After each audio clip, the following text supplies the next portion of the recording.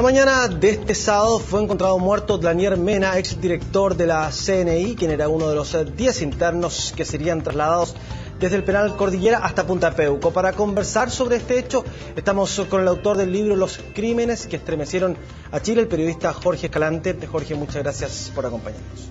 Hola, ¿qué tal? Buenas tardes. Gracias por la invitación. Jorge, tú has investigado durante décadas los hechos que ocurrieron durante el periodo de la dictadura militar, autor del libro que mencionaba recién. Quería preguntarte cómo es que llega Daniel Mena, en qué periodo es que él se hace cargo de la Central Nacional de Informaciones. Mira, bueno, primero quiero aclarar por injusticia, digamos, que yo soy coautor de ese libro. Perfecto. Junto a los periodistas Javier Rebolledo, Pedro Vega y Nancy Guzmán. Perfecto, hecha la aclaración. Sí, hecha la aclaración.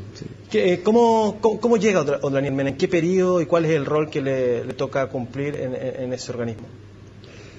Mira, bueno, Mena llega al hacerse cargo de la CNI, ¿no es cierto?, después del crimen de Orlando Letelier. Tiene mucho que ver esto, porque a raíz del crimen de Orlando Letelier, el gobierno de Estados Unidos empieza a presionar a Pinochet para que desarme la DINA, porque habían sido agentes de la DINA los que habían ejecutado este crimen en Washington.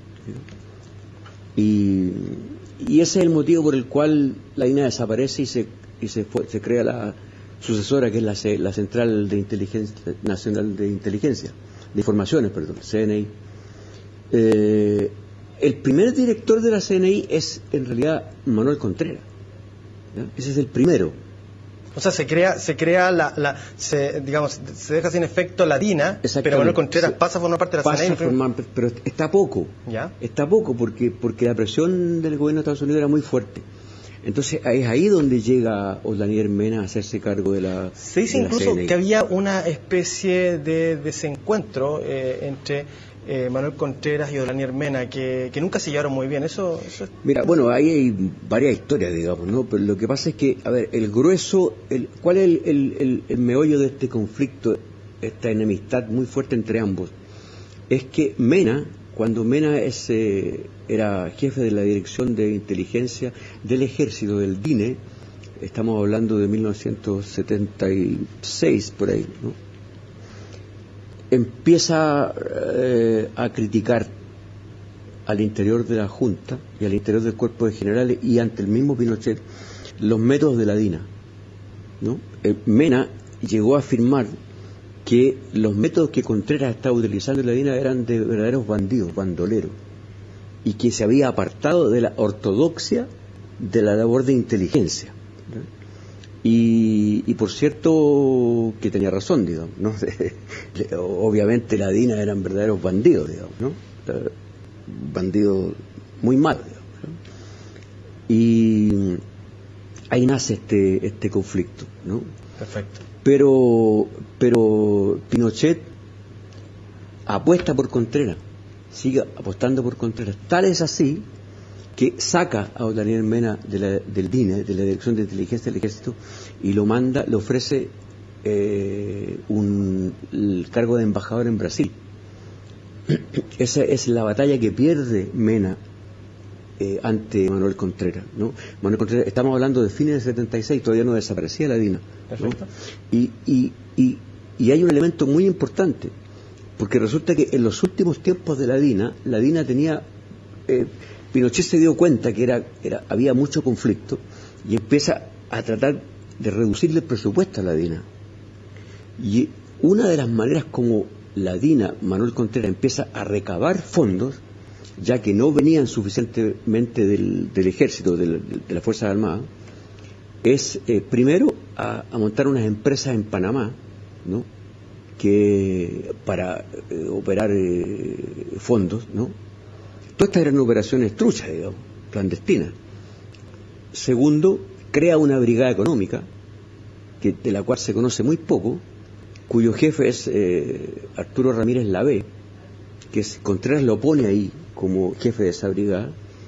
De ahí nace la historia que uno de los primeros... Esa brigada económica tenía por fin juntarse con empresarios y gente poderosa para obtener fondos. Ricardo Claro es uno de ellos. ¿no? Existen declaraciones judiciales de ex agentes que hablan de Ricardo Claro aportando plata a la DINA.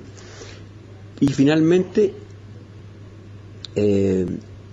la DINA organiza autoatentados. Empieza a poner bombas en algunas sucursales bancarias, volando, eran cosas típicas, postes de luz, qué sé yo. ¿Para qué? Para justificar de que la DINA era necesaria. Bueno, pero finalmente la DINA el año 76 es dejada sin efecto y comienza entonces a operar la CNI. 77. Manuel Contreras hace cargo de la primera etapa. ¿Y qué es lo que sucede después en el periodo de Lanier Mena? Dentro de toda la historia de los aparatos represores, de los aparatos de inteligencia, ¿de qué periodo estamos hablando? ¿Uno de los periodos más duros? ¿Un periodo normal? No, yo diría que... él estuvo hasta el 80, ¿no? Estuvo hasta, claro, sí. O sea, yo diría que el periodo de Mena y el periodo en general de la CNI, obviamente no se puede comparar con el periodo de la DINA, ¿ya? No estoy diciendo con ello de que no se cometieron crímenes, ¿no? Se cometió el crimen de la Operación Albania, por ejemplo, ¿ya? Pero Mena no era director en ese entonces. Hugo Salas Benzer era el director, por el cual está purgando cadena perpetua en Punta Peuco. Pero yo diría que el 83-85% de los desaparecidos y ejecutados fueron crímenes cometidos durante el tiempo de la DINA. Eso está en antecedentes, digamos, ¿no? Está absolutamente demostrado. ¿Qué se hizo? ¿Qué operación se realizó por la CNI durante este periodo? Mira, durante el periodo de Daniel Mena. Eso es importante porque, si bien es cierto, podemos decir que la CNI fue, llamemos así, más suave, entre comillas, ¿no? que la DINA, pero es la CNI, bajo el mando de Daniel Mena, la que supervisa y conduce todo lo que se llamó la operación retiro de televisores. Y esa es una operación que es terrible en realidad, o sea, no si se puede usar la palabra terrible, porque... ¿En qué consistió? Mira, consiste en que a fines del 1978, aparecen los cuerpos de los campesinos enterrados en una mina de Lonquén. Eso provoca una alarma en el ejército, sobre todo en las Fuerzas Armadas, en la Junta, y a partir de ese momento Pinochet envía un criptograma a todos los regimientos del país, sur, centro, norte, con la orden perentoria de que los comandantes de estos regimientos, so pena de que sean echados del ejército, pasados a retiro, desentierren, primero, ubiquen las fosas clandestinas donde han sido enterradas las personas que fueron ejecutadas y enterrados clandestinamente en fosas clandestinas, las ubiquen, desentierren los cuerpos y los hagan desaparecer, o lanzándolos al mar o quemándolos, porque también hay cuerpos que fueron quemados, ¿no? Aquí en este informe policial que yo tengo aquí en mi antecedente, hay personas que declaran que cuerpos de campesinos de Los Ángeles fueron quemados en el regimiento de Los Ángeles en un horno. ¿Y qué rol juega la CNI si la orden es dictada por Pinochet y ejecutada en los regimientos? ¿Qué rol cumple la CNI dirigida por Daniel Mena en ese momento? En esa operación la CNI supervisa y organiza toda esta operación. Manda agentes a los distintos lugares a supervisar y a organizar el retiro.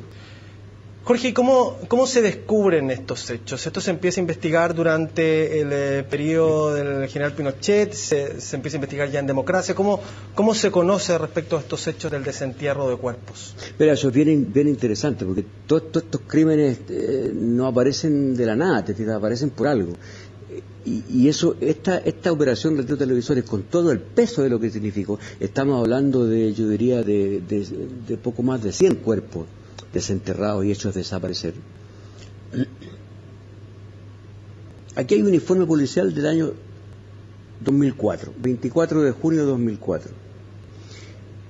El comisario Sandro Gaete, en ese entonces, tenía un amigo que había sido militar oficial, estaba en retiro. En una comida, una noche, con oficiales en retiro, el oficial Mario Jorge Gianotti Hidalgo, que había servido en la Escuela de Artillería de Linares, un poco con algunas copas encima, empieza a hacer alarde, ¿no?, de cómo habían desenterrado cuerpos y los habían quemado en un tambor con petróleo en el regimiento. Y este amigo de Sandro Gaete le cuenta a Sandro, y Sandro va donde el ministro Alejandro Solís y le dice: ministro, mire, pasa esto, esta persona está... El ministro dice: bueno, usted tiene que ubicar a esta persona, tomarle y tómele declaración, que cuente, que esto es muy importante, de lo que está hablando. Sandro detiene a esta persona por cheque, tenía un problema de cheque este Gianotti, ¿no? Pero cuando llega al cuartel de General Maquena, le dice: mire, los cheques no son importantes, cuénteme esto que usted contó, relató en esa comida, esto, que se enterraron cuerpos, ¿qué era esto? Así nace esto, te digo, o sea, por una cosa fortuita, ¿ya? Ahora, hay una investigación, me imagino, respecto a eso, pero Odlanier Mena no alcanzó a ser procesado por esto, ¿cierto? No, y a mí me extraña en realidad que habiendo sido la CNI bajo Mena, ¿no?, la que organizó, coordinó todo esto, no haya sido procesado por estas causas, digamos, ¿no? Bueno, Jorge, te agradezco que hayamos conversado respecto a estos hechos. Como decía, tú conoces mucho por las investigaciones que has realizado, los libros que has escrito. Gracias por este tiempo y por compartir con CNN Chile. Muy bien. Bueno, nosotros volvemos enseguida con más informaciones.